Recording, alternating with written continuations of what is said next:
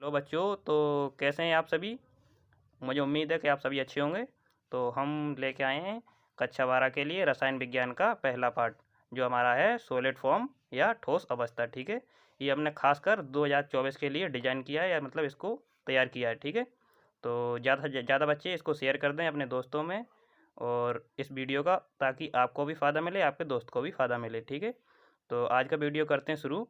तो सभी बच्चे, मुझे आशा है कॉपी पेन लेके बैठेंगे, और नहीं लेके बैठे हैं तो लेके बैठें, ओके, ताकि इसका पूरा फ़ायदा आपको मिले। जो हमारा पहला प्रश्न है, अक्रिस्टलीय ठोसों में अक्रिस्टलीय पदों को समझाइए। ठीक है, अक्रिस्टलीय ठोस मान लो ऐसे ठोस हो सकते हैं हमारे जिनका क्रिस्टल फिक्स नहीं होता है। ठीक है, आकृति ऐसा नहीं है कि ऐसी है तो ऐसी ही रहे। इसकी आकृति ऐसी भी हो सकती है और ऐसी भी हो सकती है। ठीक है, तो ये हमारे आक्रिस्टलीय ठोस होते हैं। आक्रिस्टलीय ठोसों में इसका सबसे बड़ा उदाहरण है हमारा कांच। ठीक है, कांच आक्रिस्टलीय ठोस इसलिए ये एक आभासी ठोस है। इसमें द्रव्यों के समान बहने के गुण होते हैं। ठीक है, तो ये इसको जब उच्च टेम्परेचर पे जब कांच को गर्म करते हैं तो ये अपनी अवस्था से तरल अवस्था में परिवर्तित होने लगता है। ठीक है, तो इसको समझते हैं हम। ये है अक्रिस्टलीय ठोस। वे ठोस होते हैं जिनमें आकृति अनिश्चित होती है, जिनकी आकृति कोई निश्चित नहीं होती है। ठीक है, ऐसा नहीं है कि उनकी आकृति मान लो ऐसी है तो ऐसी ही रहे, ऐसी आकृति से ऐसी भी हो सकती है। ठीक है, ऐसी भी हो सकती है, तो इनकी आकृति निश्चित नहीं होती है। ठीक है, तो ये द्रव्यों में समानता व्यक्त करते हैं या द्रव्यों के समान गुण रखते हैं। ठीक है, ऐसा कह सकते हैं अपन। और इसका उदाहरण कांच हमने आपको बता चुके हैं। ठीक है, तो और दूसरा हमारा प्रश्न है आयनिक ठोस या धात्विक ठोस। ठीक है, इन दोनों में अंतर बताना है हमको। ठीक है, तो चलो इसके अंतर को भी समझ लेते हैं। तो लो, इसका अंतर ये है आयनिक ठोस। ठीक है, आयनिक ठोस या आयनिक तत्व ऐसा भी कह सकते हैं। आयनिक ठोस ये गति के लिए स्वतंत्र होते हैं, ये गति कर सकते हैं। ठीक है, और ये विद्युत का चालन नहीं कर सकते हैं। विद्युत का जो विद्युत उत्पन्न करने का या विद्युत प्रवाहित करने का जो गुण होता है, ओनली तो ओनली किस किन में होता है, तत्वों में। जैसे हमारा रहा एल्यूमिनियम है। ठीक है, एयू गोल्ड है, एजी सिल्वर है, इनमें विद्युत प्रभावित कर सकते हैं। ठीक है, ये हमारे होते हैं धात्विक ठोस। ये हमारे आयनिक है। आयनिक कौन से होते हैं, OH है। ठीक है, और भी होते हैं, लेकिन सबसे बड़ा हम OH ही लेके चलेंगे। ठीक है, जिसमें विद्युत प्रभावित नहीं कर सकते। ठीक है, और ये है आयनिक ठोसों में हम विद्युत को प्रभावित नहीं कर सकते हैं, ये गति के लिए स्वतंत्र नहीं होते हैं। ठीक है, ये विद्युत का चालन नहीं कर सकते हैं। ऐसे लिख सकते हैं, लेकिन हम किताबी भाषा में आपको समझाएं तो ऐसे ऐसे लिखना आप। आयनिक ठोसों में आयन गति के लिए स्वतंत्र होते हैं, ये ठोस अवस्था में विद्युत का चालन नहीं करते हैं, ये ठोस प्रबल होते हैं। ठीक है, और पढ़ते हैं हम धात्विक ठोसों के बारे में। धात्विक ठोस, ठीक है,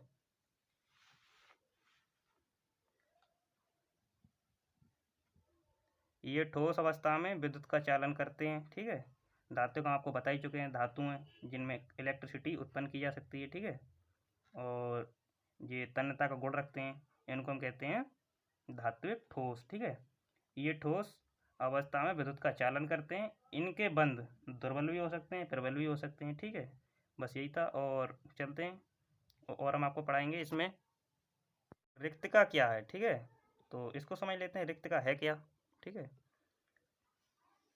ये इसमें लिखा है हमने, किसी भी क्रिस्टल के अंतर्गत संकुलित धातु परमाणु अथवा आयनों के मध्य उपस्थित रिक्त स्थान को रिक्तिका कहते हैं। ठीक है, जैसे संकुलित धातु कौन सी होती हैं, जो संकुल यौगिक बना सकें, उनके मध्य मान लो एक ये संकुल धातु और ये एक संकुल धातु। ठीक है, इनके मध्य में जो रिक्त स्थान होता है उसको कहते हैं रिक्तिका। ठीक है, तो यही है, बहुत सारे ले, आप बस दो ही लाइनें इसमें आप इतना लिख सकते हैं, दो संकुलित या फिर संकुलित धातुओं जो अपने क्रिस्टल के अंतर्गत जो रिक्त स्थान को छोड़ती हैं उसको रिक्तिका कहते हैं। ठीक है, और आगे पढ़ते हैं हम।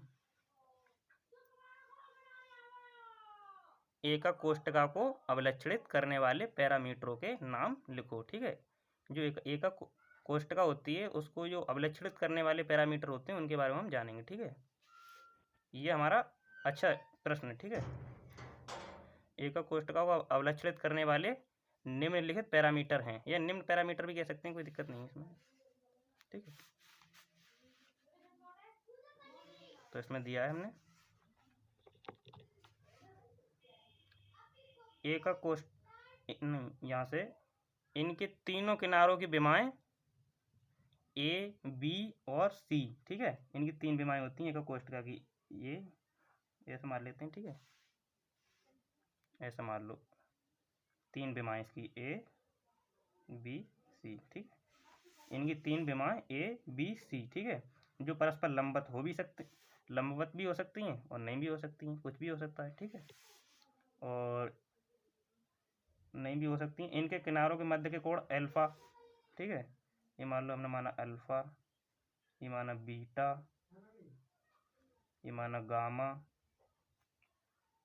ठीक है, तो ये है इनके किनारों की विमाएं ए बी सी, जो परस्पर लंबवत हो भी सकती हैं और नहीं भी हो सकती हैं। ठीक है, और इनके किनारों के मध्य के कोण अल्फा बी सी। ठीक है, अल्फा जो बी सी है। ठीक है, और इसमें बीटा ए सी है, और गामा ए बी ए के द्वारा अवलक्षणित करते हैं या कर सकते हैं। ठीक है, इन्हें अक्षीय कोण कहते हैं। इस प्रकार एकक कोष्ठका के 6 पैरामीटर होते हैं। ठीक है, तो हमने इसमें क्या पाया कि 3 अक्षीय दूरियां होती हैं, या अक्षीय दूरी कह सकते हैं। ठीक है, अक्षीय दूरियां 3 है, ए बी सी, और अक्षीय कोण 3 है, अल्फा बीटा गामा। तो हमने इसमें कितनी अवलक्षणित करने वाली राशियां ज्ञात करी? 3 और 3 6। ठीक है, तो 6 इसमें राशियां होती हैं जिनसे हम एकक कोष्ठका को अवलक्षणित करते हैं। ठीक है, इसमें 3 रही हमारी अक्षीय दूरियां और 3 रहे कोण। ठीक है, 3 और 3 6, बस इतना ही आपको समझना है। A B C alpha beta gamma, A B C हमारी भुजाएं या फिर अक्षीय कोण या अक्षीय लंबाई। ठीक है, और हमारे अल्फा बीटा गामा हमारे कोण है। ठीक है, बस यही है, इसमें ज़्यादा वो नहीं है। और ये हमारा एक अच्छा प्रश्न है, ये हमारा ज़्यादा से ज़्यादा आता है हमारे पेपरों में। ठीक है, तो हमारा ये है, पुरानी इमारतों की खिड़कियां दरवाजों में जड़े शीशे अधस्थल। ठीक है, अभी आपको मैं समझाता हूँ इसको। ठीक है, पुराने दरवाजों में जड़े शीशे, ये हमारे पुराने दरवाजों के जड़े शीशे होते हैं। ठीक है, इस प्रकार मान लो। ठीक है, इस प्रकार जो जड़े हुए शीशे होते हैं जो अधस्थल में की अपेक्षा कुछ मोटे पाए जाते हैं, ऐसा क्यों है? ठीक है, तो हम इसको पढ़ते हैं। कांच एक वास्तविक ठोस नहीं है, ये हम आपको पहले बता चुके हैं।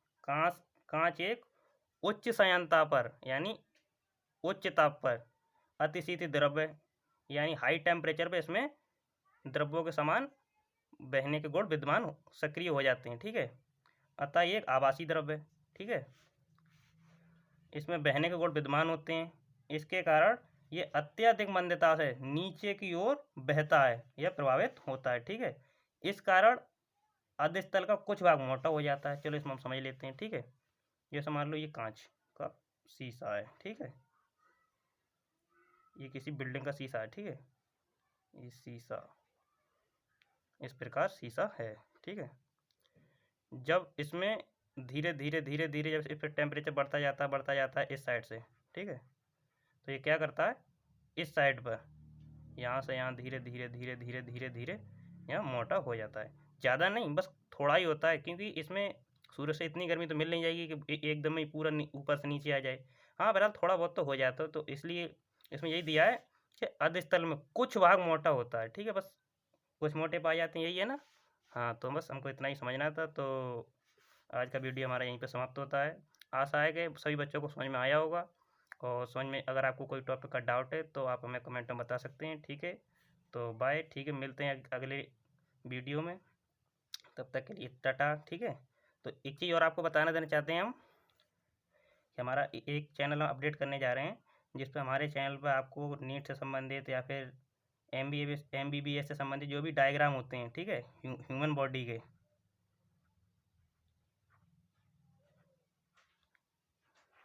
उसके सारे डायग्राम आपको अपने चैनल पे प्रोवाइड कराएंगे, ठीक है।